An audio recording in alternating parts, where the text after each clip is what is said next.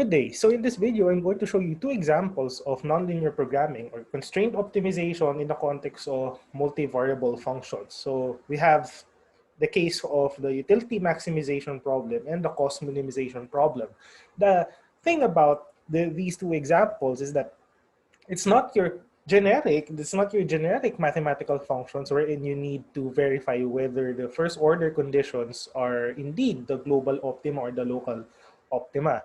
No? The thing about economic models is that we have placed certain assumptions about the objective functions just to ensure that whatever we get as optimal values for, say, x1 and x2 in this example will indeed be the global optimum. So that lessens that sort of reduces our problem.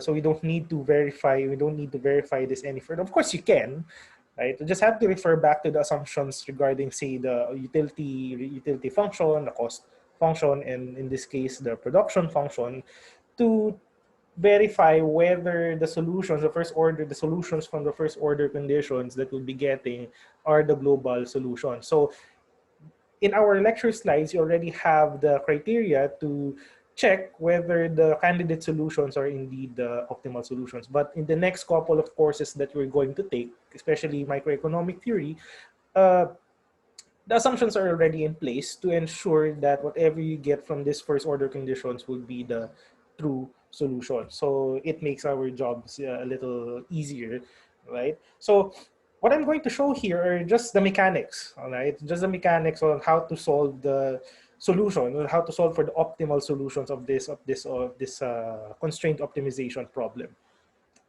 right? So let's start off with a very basic utility maximization problem, something that we'll expect to see in your microeconomics 1 course. And along the way, when you get used to solving these kinds of problems, you will find yourselves, you'll find it very easy.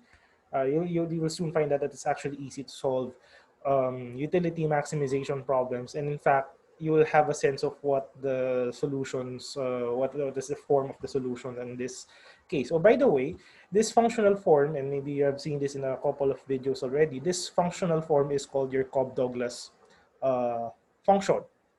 Right. Cobb-Douglas functions have the nice properties of a well-behaved, nice properties in the sense that they represent well-behaved preferences. And in the case of the production function, they represent functions that capture, the diminishing, increasing yet diminishing marginal product. Right. So you have a nice concave objective functions that will ensure that whatever solutions that we get will be the optimal solution. Right? So let's start off with the first example. When, by the way, I will be attaching, for those who are attending my classes this term, I'll be attaching another video that solves general equilibrium models. It's sort of derivation of the general equilibrium model. Right? So let's start off with this first objective function. So like what you have seen in the slides, when you have a constraint optimization problem, the first step is to write your Lagrange equation. So we will solve for x1 star and x2 star using the Lagrange method. All right, so let's set L as your Lagrange operator, your Lagrange equation. So to start off, we write down the objective function. So you have your A, let's copy this, ax1 alpha x2 1 minus alpha. Okay, so that's your objective function.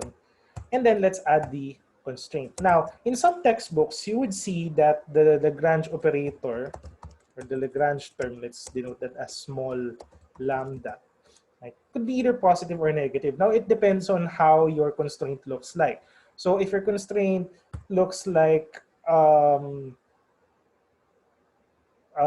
general form, if the constraint looks something like this, so you have your constant exogenous term first, right, minus the function, minus the constraint function p1 x1, then you'll need to use the positive lambda 2, right?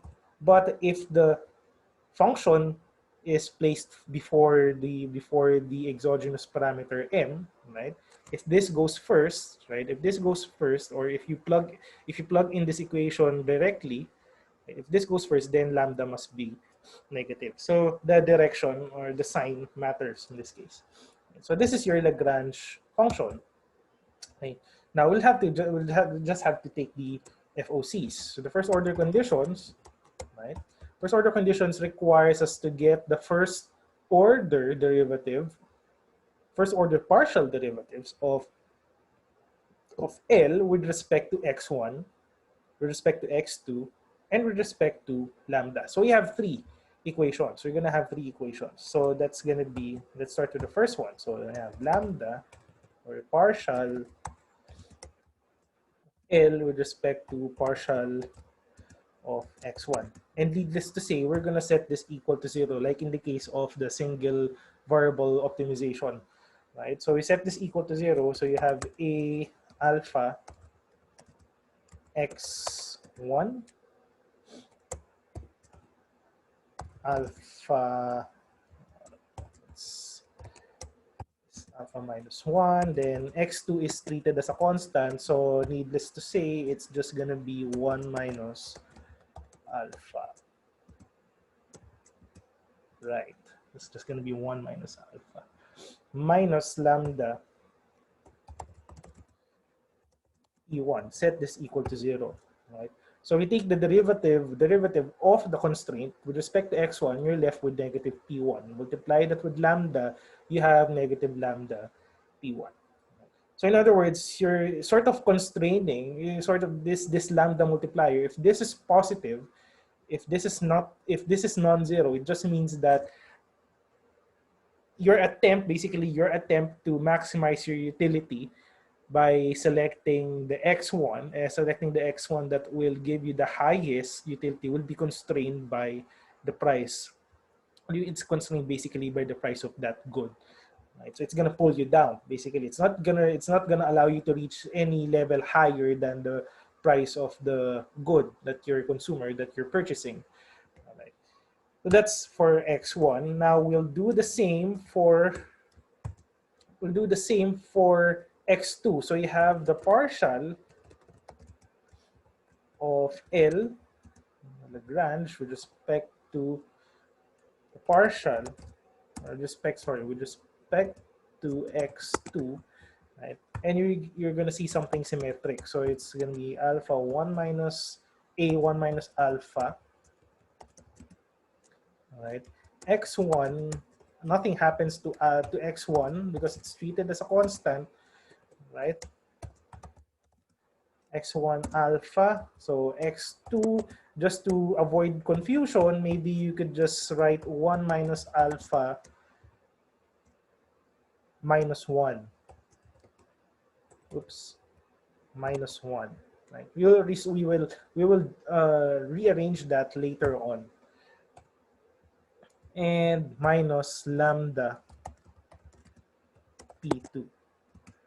And that's going to be equal to 0. You set it equal to 0. Now for the third equation, you just copy the constraint, right? Because you take the derivative of L with respect to lambda, you're left with the entire budget constraint. So you have the partial of L with respect to the partial of lambda, right? And just copy this. So you have m minus p1 x1 minus p2 x2 equals 0. Oops. Equal to 0. Right. So three equations. Basically, we now have three equations because we have three unknowns. You have x1, x2, and lambda, but we can just disregard lambda. We can just eliminate lambda and just focus on x1 and x2. So three equations that will allow us to solve for x1 star and x2 star. Now, normally in microeconomics, and this was something that you will find out later on, we'd normally start off with the first two equations and solve for x1. Say for example, we solve for x1 in terms of x2. All right. So let's start off with these first two equations and get back to the budget constraint later. We will use that. Definitely we'll use that later on. All right. So let's use this first two equations. So let me just rearrange some terms to make it look simpler. So you have a alpha x1 raised to alpha, okay, x2 raised to 1 minus alpha, right, all over x1, right, because of this alpha minus 1. So basically this term is divided all over by x1 because of the minus 1, right?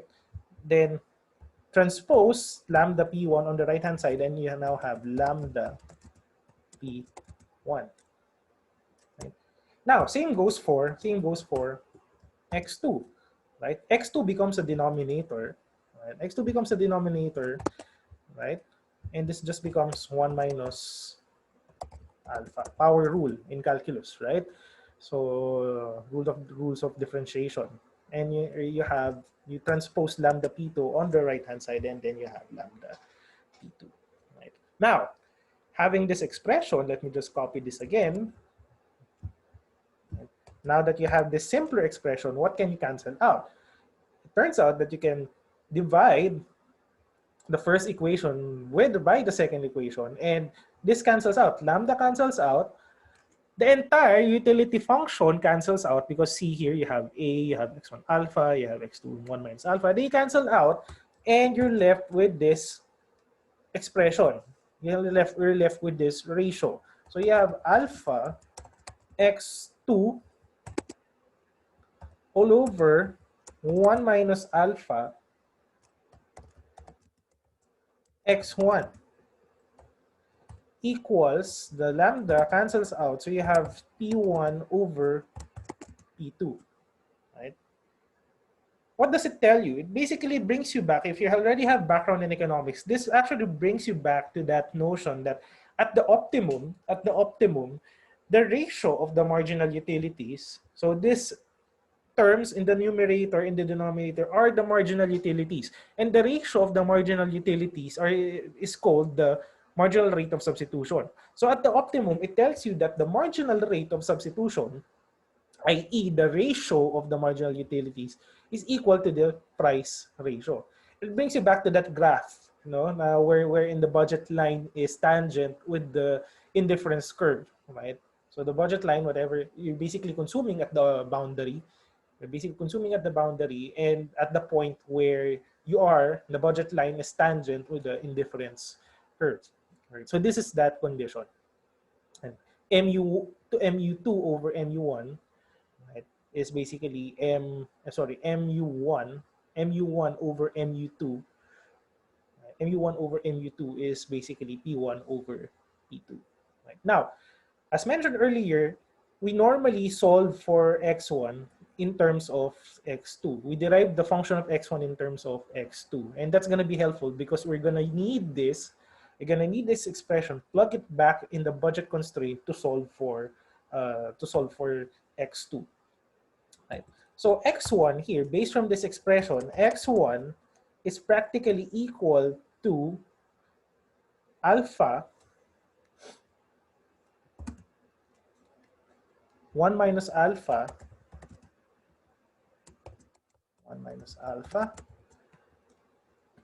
p2 over p1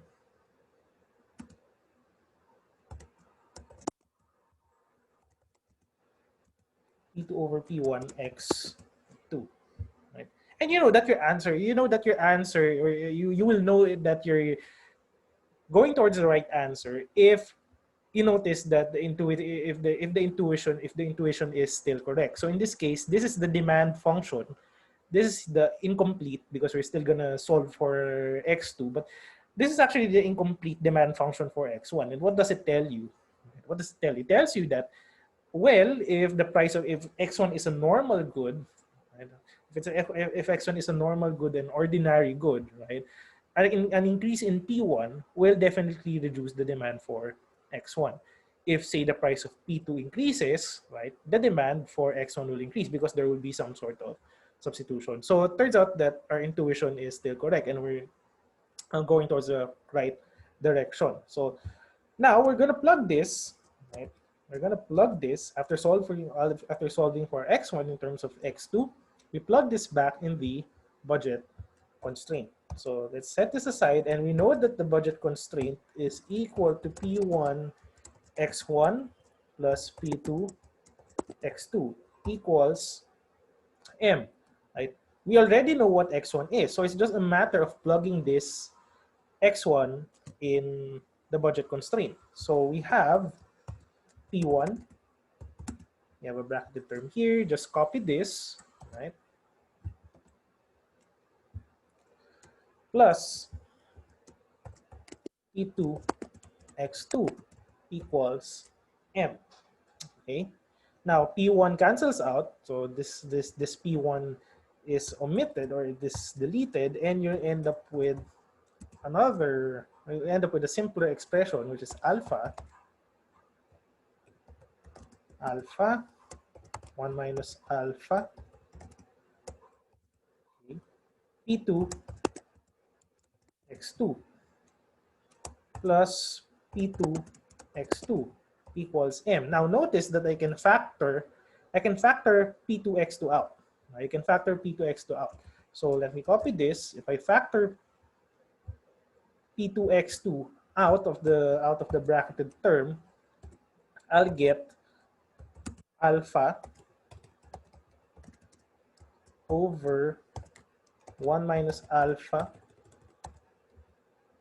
1 minus alpha plus 1 equals P2 x2. Right? I just factored P2 x2 out equals m. All right. Now, simplifying this bracketed term, you'll have what? This is 1. 1 is equivalent to 1 minus alpha. So this is just going to become 1 over 1 minus alpha P2 x2 equals m. Now solving for x2 star, so you now have a solution, right? You now have a solution for x2, and this is now the demand function of x2 for good 2, right? So the demand function of good 2, which is a function of price and income, is now m alpha 1 minus alpha m over P2. Okay. Which makes sense, right? Which makes sense.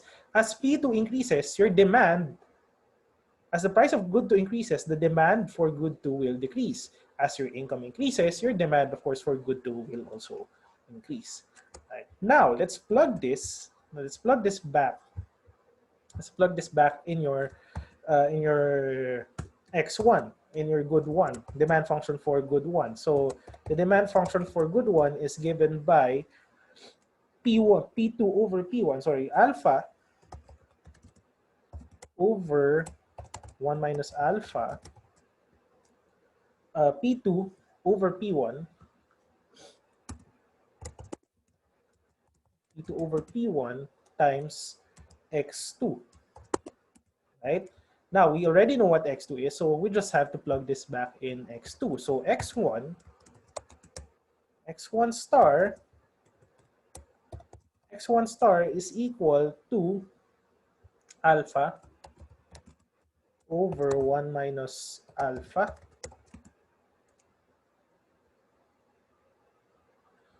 right, times P2 over P1 times this expression. So 1 minus alpha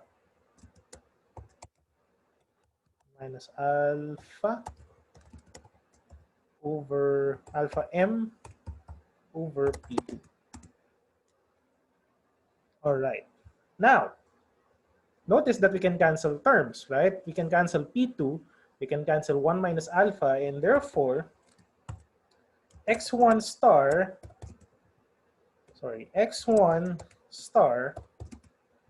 is equal to alpha. So it's symmetric, right? So you have alpha m over p1.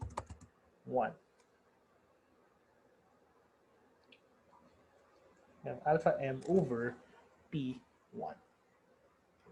So that's your demand. These two equations right here, these two equations is the Marshallian, sorry, not this one, but this one, these two equations here, they are your what we call the Marshallian demand function. So Marshallian demand functions are demand functions of price of two goods and income. In this case, we don't only have the price of of the own good or of the same good because of the functional form of the Cobb-Douglas, right? But yeah, here's your Marshallian demand function, x1 star and x2 star. Okay, so that's an example of a utility maximization problem. Now, what if we have in producer theory, and you'll see this in producer theory, what if you're asked to minimize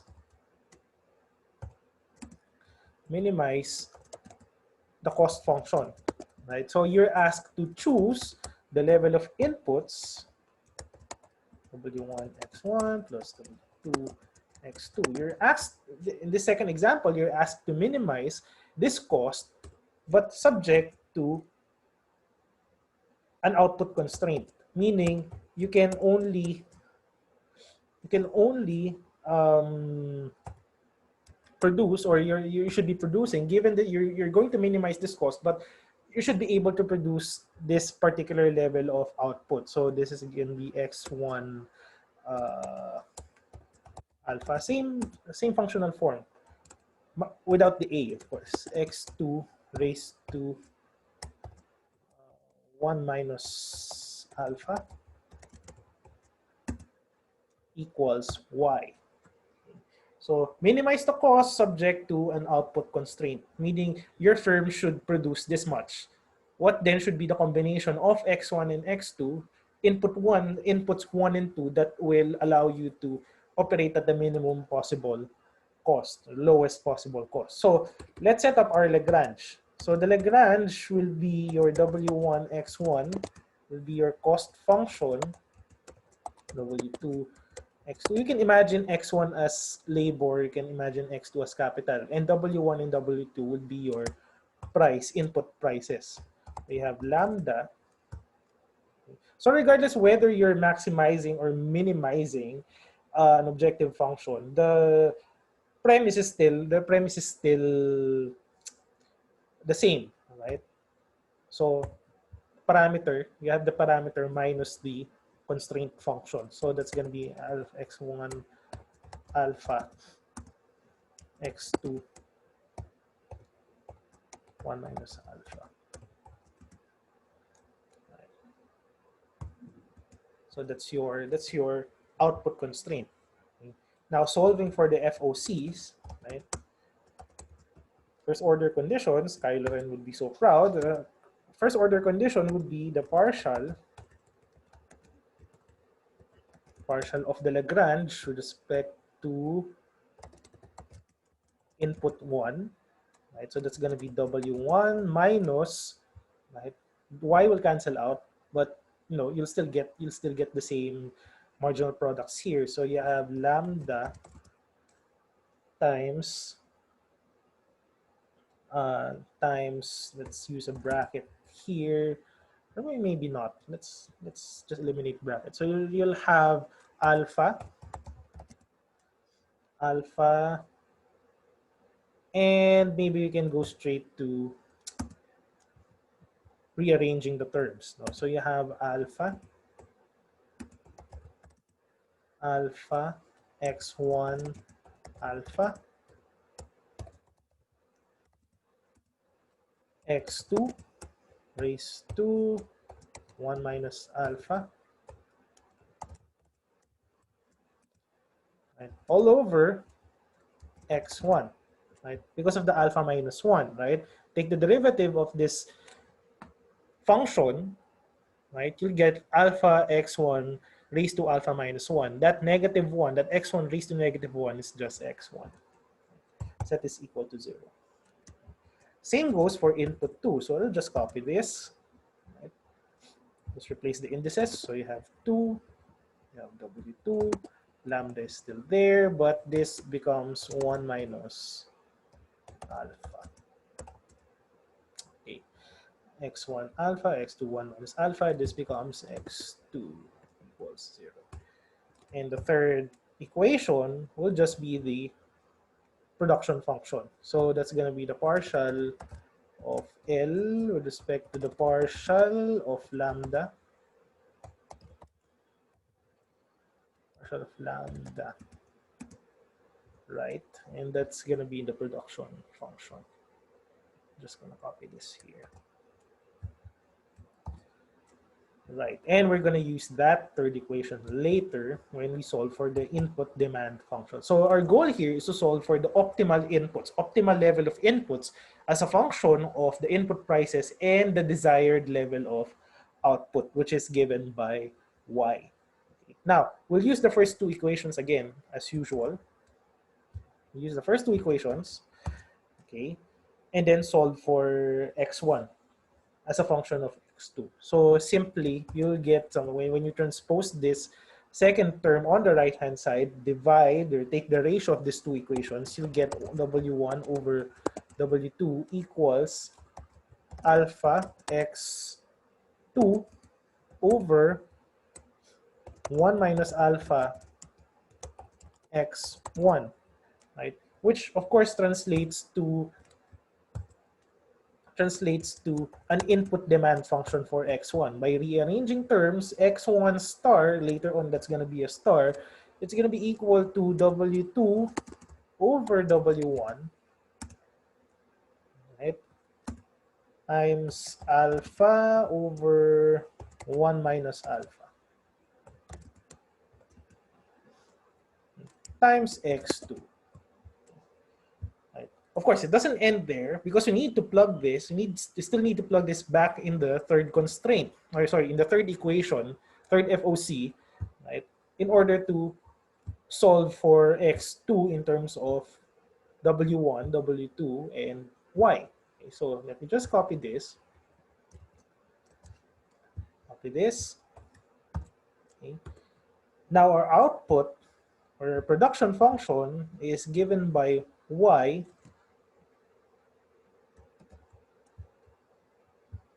Right? It's given by y equals x1 alpha, x2 1 minus alpha. Now, if you wanted to make it simpler, right, just move y, just move the input, just move the production function on the right-hand side, or just eliminate the negative sign of the production function, you'll get this.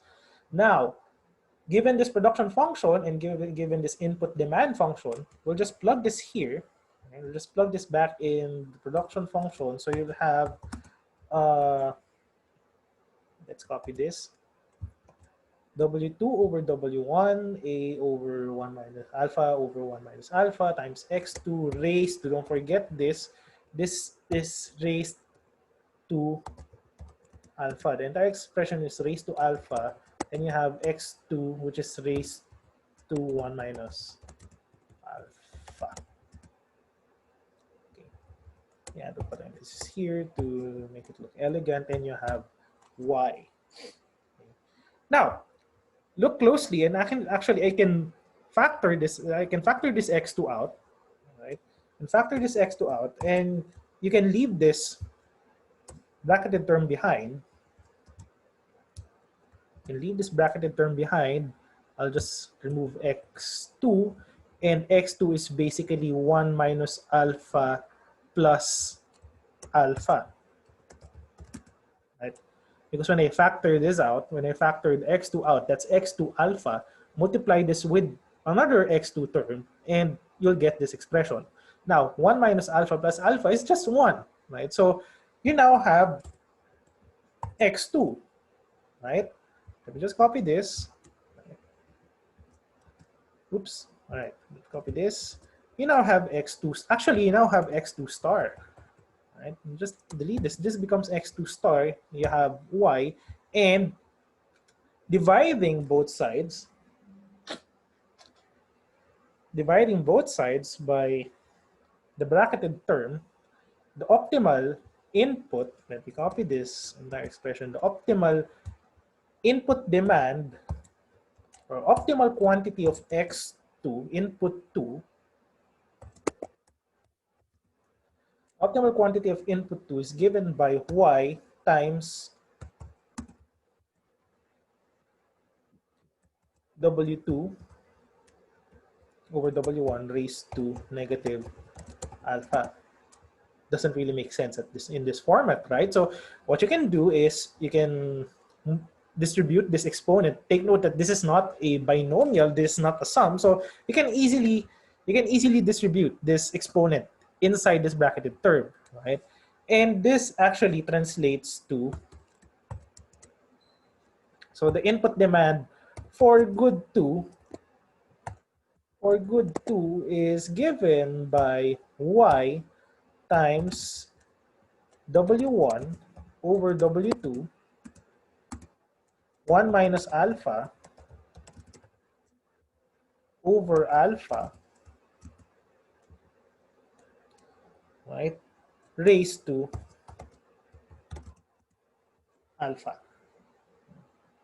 So that's your input demand. That's your input demand for good 2, which is a function of output, y, and both input prices, W1 and W2. Now, let's solve for using this optimal condition. Let's solve for x1 star. Right? So x1 star, it's already here. X1 star is given by this expression. Right? So x1 star is given by this expression. You just have to plug x2 back in here. So x1 star is given by, maybe you can put a bracket here just to, make it consistent. W2 over W1 alpha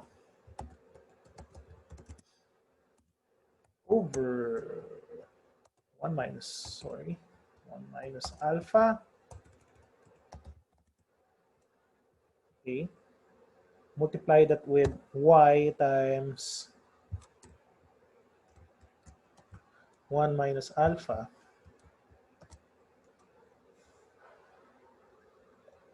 right?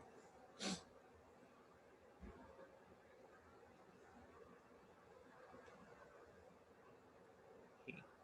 Now the thing is, and let me write this down. This bracketed term is equivalent to, W2 over W1, which is this.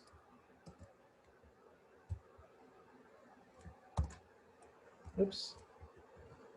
It's equivalent to raised to negative alpha, right? They're equivalent. So if you distribute this negative alpha, you will get this expression. So since this is equivalent, I can convert this. Instead of plugging this bracketed term raised to alpha, I can plug this bracketed term raised to negative alpha back in x2, right? That's going to make our job a little easier. So what you're going to see here is that we have W2 over W1 times this.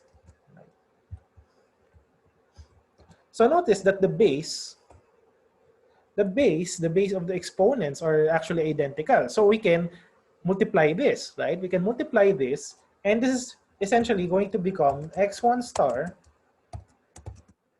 They have the same base, so you'll just have to add the exponents, right?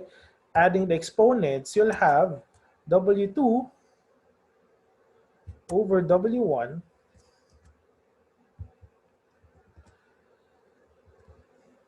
alpha over 1 minus alpha raised to 1 minus alpha.